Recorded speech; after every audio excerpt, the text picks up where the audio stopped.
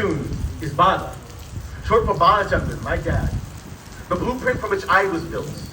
His callous hands used to climb coconut trees, field shots in cricket. He'd often say, I wasn't ever the best on the field, but no one ever ran harder. And true to form, he was always running with hands full. Between clocking overtime and curating community, he never left much time for emotional availability.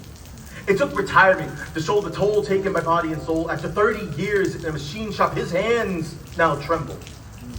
Not from arthritis, but the strength needed to hold down 2 jobs and a home through a global recession. It taught me how actions speak love, louder than 1,000 hugs. A man of few words outside his mother tongue. I wonder how many were lost in translation, from mind to mouth, drowned out by the working class machine life demanded he become. It speaks to that immigrant mentality.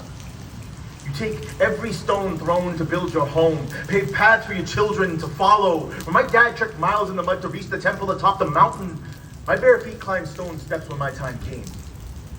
Masculinity teaches us there's nobility to suffering in silence. But it's funny how the same walls we build to keep the hurt out become the same walls that trap our screams in. I was 22, the first time I saw my dad cry.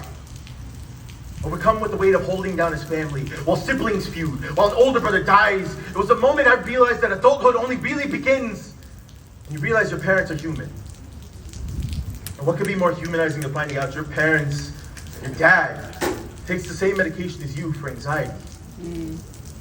It's familiarity in the weight in his every footstep, familiarity in the bags he wears beneath his eyes. I began seeing myself in my dad. I see in his eyes the same fear that's made a home in mine from a lifetime of swallowing words. Our generational curse.